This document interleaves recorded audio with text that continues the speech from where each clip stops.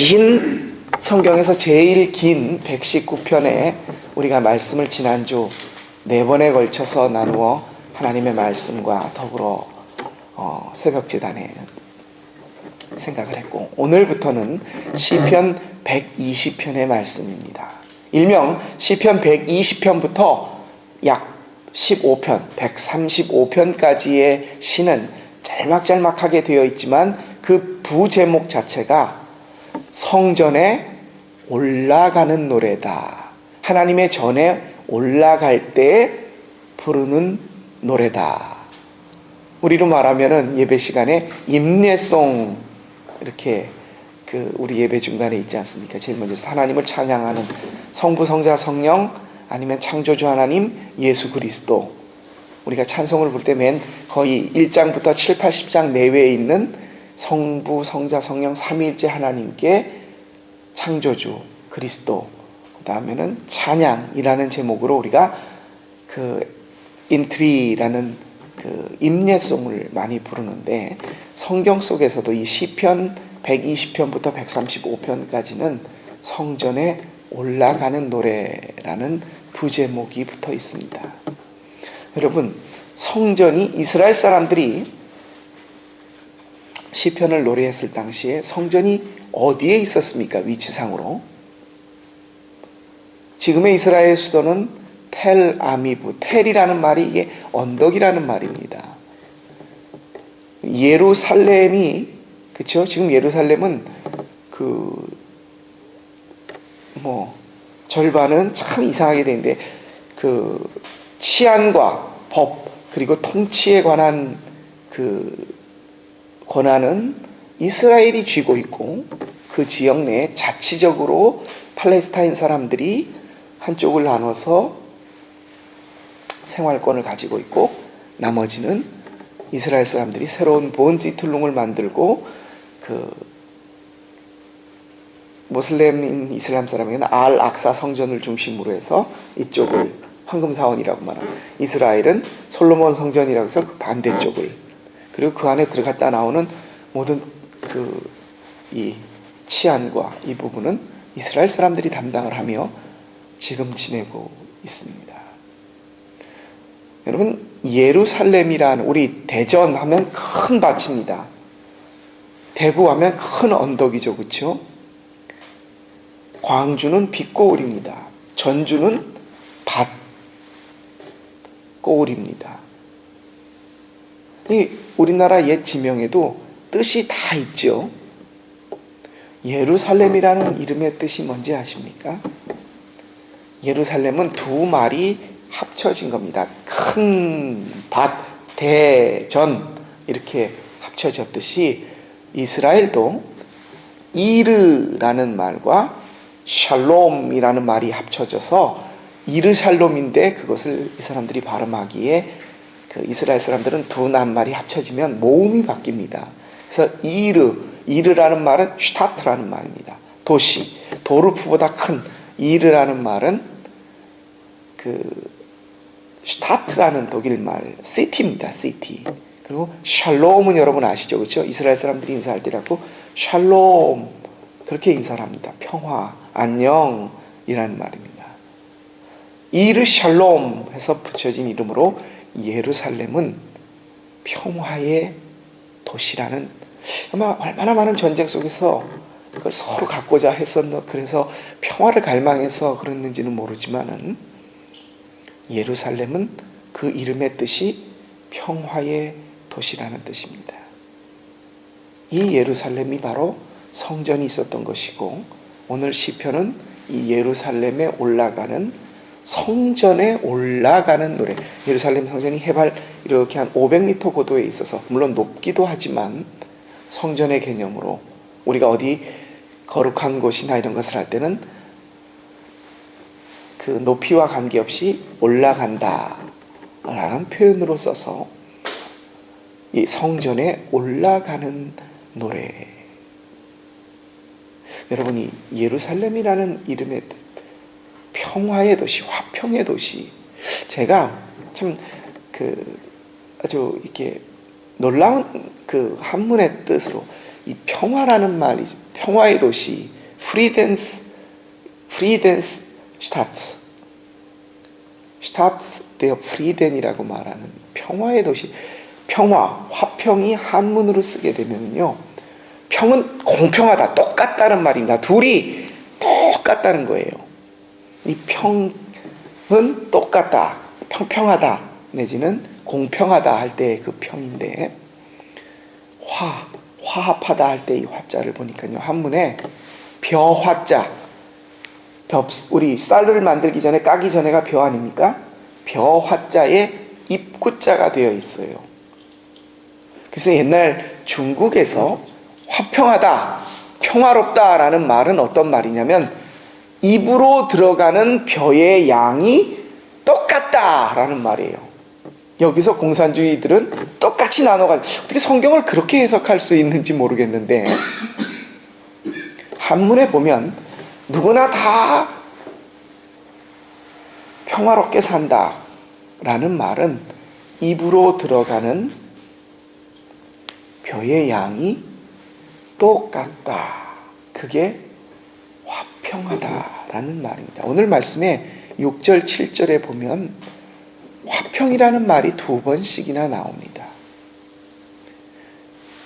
하나님의 성전이 있었던 예루살렘, 이 예루살렘에 올라가는 오늘 이 저자의 마음, 성전에 올라가면서 부르는 사람의 이 마음이 굉장히 무겁습니다. 여호와여, 내가 환난 중에 여호와를 부르오니 라고 말하는 중에 2절과 3절에 보면은요, 이런 말씀이 있습니다. 우리 2절 말씀 한번 보시면은요, 여호와여, 거짓된 입술과 속이는 혀에서 내 생명을 건져 주소서. 속이는 입술, 거짓말을 말한다는 겁니다. 거짓을 말하고 속이는 입술이라는 거예요. 여러분, 우리가 이 세상을 살면서 왜 남들을 속이고 거짓말을 대부분, 그러니까 내 그 위험한 순간이나 대처하기 힘들거나 아니면 말하기 곤란해서 여기 가 그러는데 그게 좀 말하기 힘들어서 다른 곳을 간다라고 말할 수도 있겠습니다. 그런 것도 있지만 특별히 의도적으로 앞지히틀리하게 누군가를 속이고 거짓된 입술로 말을 한다라고 했었을 때가 어느 때입니까? 거짓말을 제일 많이 하는 직업이라고 말하면 그렇지만 사기꾼이에요. 그렇지 않습니까? 남에게 순전히 거짓말. 왜 그렇습니까? 남의 것을 빼앗고 가지기 위해서 그래요. 우리가 특별히 전쟁을 치러서 남의 것을 폭력으로 뺏는다가 아니라 속이는 혀, 거짓된 입술이다라고 말할 때는 남으로부터 뭔가를 갖기 위해서 그래요. 거기에는 화평, 평화가 없습니다. 왜요? 벼가 입으로 들어가는 쌀의 양이 똑같은 게 화평인데, 남의 이 세상에 있는 금덩어리는 이 지구상에, 물론 인간이 파낸 것을 말하는 거겠죠. 한정되어 있는 다 똑같은 그것을 내가, 이 세상에 있는 재화, 돈도 마찬가지죠. 많이 찍어내면 되는 게 아니라 찍어내면 어떻게 됩니까? 그만큼 가치가 떨어져. 가치는 한정되어 있습니다. 그것을 내가 많이 가졌다고 했을 때는 다른 사람은 적게 가질 수밖에 없는 것입니다. 자, 누굴 속인다, 거짓됨을 말한다기 위해서는 남의 것을 가져오기 위함이에요. 근데 예루살렘, 화평의 도시, 평화의 도시에서는 입으로 들어가는 쌀의 양이 똑같아야 한다. 왜 그렇습니까? 여러분, 인간이, 오늘 여기 보면 계달의 장막, 이게 아가서에도 나오는 표현이긴 하지만 여기 메색에 머물며 계달의 장막에 머무는 이는 것이 내게는 화로다. 120장 편 5절에 보면 메색에 머물며 계달의 장막에 머무는 것이 내게는 화로. 이게 메색과 계달의 장막이 뜻하는 바가 뭐냐면요, 이방의 뜻을 말합니다. 이방의 땅, 예루살렘이 아닌 이방의 땅에 머무는 것을 말하는 거예요. 여러분, 여기서 중요한 가치가 나타납니다. 평화의 도시, 하나님이 주인이 되시는 곳과 이방 게달과 메색의 땅과 차이가 뭐냐면요, 메색과 게달, 이방의 땅에서는 속이며 거짓된 입술로 남의 것들, 왜? 이 세상의 것들을 가져야 하기 때문에, 한정되어 있는 이 세상의 것들을 가져야 하기 때문에 남의 것을 가져오기 위하여 거짓된 입술과 혀로, 오늘 시편 이 120편의 저자는 성전을 주여 내 마음이 무겁습니다. 거짓된 자들과 그 악독한 혀로서 나에게 이렇게 화를 가합니다. 시편 기자 그러면서 계달의 장막에 머무는 것이, 매색에 머무는 것이 내게는 화로다. 이 세상 이방인들이 추구하며 있는 가치를 나는 놓겠다는 거예요. 그리고 하나님의 성전인 평화의 도시, 모든 사람의 입에 들어가는, 근데 이 쌀이 공평하다라는 말이, 여러분, 이 세상의 것을 가지고는 어쩔 수 없이 내가 가져오면 남은 모자라게 돼 있고 남이 가져가면 내가 모자라게 돼 있는데, 평화의 도시인 예루살렘에서는 누구나 다 가져가도 이것이 공평하다라고 했을 때 왜입니까? 이 예루살렘, 하나님이 주인이 되시는 곳에서의 가치는 하나님에게 있습니다. 최고의 가치가, 이 예루살렘의 가치는, 성전의 가치는 하나님에게 있습니다. 뭡니까? 하늘로부터 내려오는 것이에요. 이 세상의 것은 내가 이쪽의 것을 이쪽에 갖다 놓으면 저기는 없어지지만, 하늘의 것은 이 세상 모든 사람들이 다 땡겨 내려도 똑같이 공평하게 갑니다. 하나님의 것을 내가 가지고 왔다고 해서 다른 사람이 하나님의 것을 못 가져가는 게 아닙니다. 진정한 평화는 바로 이 계달의 장막, 매색의 땅에 있는 것이 아니라, 그래서 그것을 갖기 위하여 속이고 거짓을 말해서 남의 것을 빼앗아 그것을 빼앗기거나 없는 사람이 한탄하는 것이 아니라, 하늘로부터 내려오는 평화와 화평, 하나님이 주시는 최고의 가치를 하늘에 두고 그것으로부터 모든 것을 가져오려고 하는 자들에게는, 하늘로부터 내려오는 것은 누구나 다 가지고 있어도 아무리 땡겨와도 모든 사람이 다 가질 수 있습니다. 사랑하는 성도 여러분, 이 아침에 우리가 생각합니다. 내게 있는 평화가 무엇일까? 물질이 가져다 줄 수 있는 평화가 있습니다. 내가 막 생각하고 꿈꾸었던 일들이 순간적으로 나에게 아유 이거 잘 됐다, 평화를 가져다 줄 수 있습니다. 하지만 그 다음에 바로 또 다른 문제가 그 화평을 빼앗아 갑니다. 근데 여러분, 우리 신앙인이 믿지 않는 이방인들과 다른 게 무엇입니까? 항상 성전에 올라가는 거예요. 어디에 사냐면 지금의 장소로서의 예루살렘이 아니라 마음의 예루살렘, 거기가 어디입니까? 하나님을 최고의 가치로 두고 사는 곳입니다. 그곳으로부터 내가 무엇인가를 계속해서 공급받는다는 것이 화평. 저 성도도 누구나 다 입으로 들어가는 하나님의 은혜의 양이 똑같을 때에 아무리 우리가 땡겨 가져도 우리에게는 모자람이 없이 하나님의 평화가 이루는 것입니다. 여러분, 하나님의 평화의 땅, 성전으로 올라가십시오. 이 세상이 주는 평화는 잠시입니다. 또 다른 문제가 나로 하여금 계달의 장막에서 버둥거리며 근심하며 살게 합니다. 신앙의 힘은 이 땅의 것을 극복하는 능력을 가지는 것이 아니라 하늘의 것으로서 이 땅의 것들을 어떠한 일이 일어난다고 하더라도 마음의 평정과 하늘로부터 주시는 것으로 인하여, 대학교를 나온 사람은 초등학교 졸업장을 찾지 않습니다. 왜요? 그 과정을 다 거쳐갔기에 대학 졸업장이 있기 때문입니다.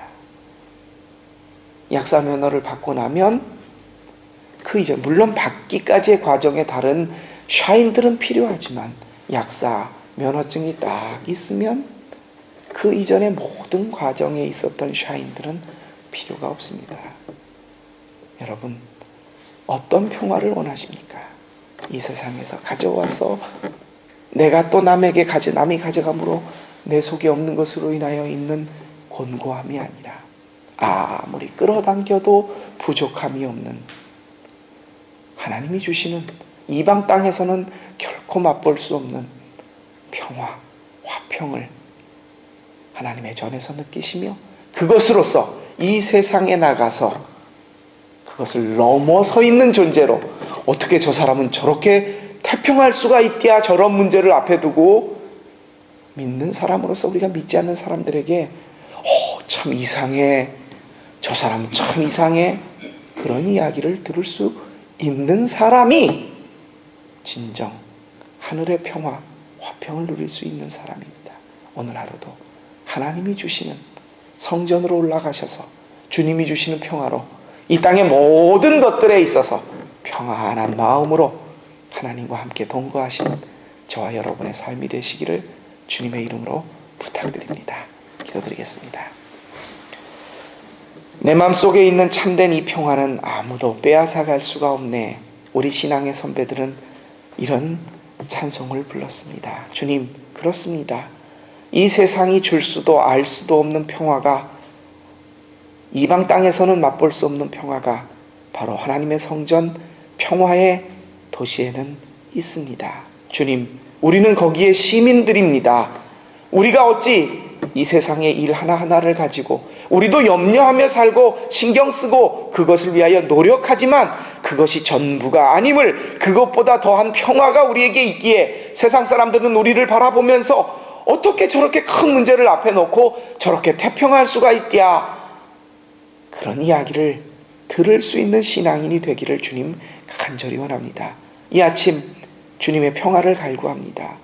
세상이 알 수도 줄 수도 없는 주님의 평화가 우리 마음속에 넘쳐나서 그 힘으로 오늘 하루 우리의 평생을 살 수 있는 지혜로운 신앙인 되게 하여 주옵소서. 그 평화를 우리에게 가져오신 우리 주님 예수 그리스도의 이름으로 감사하며 기도합니다. 아멘. 우리 주신 말씀 기억하시면서 412장 찬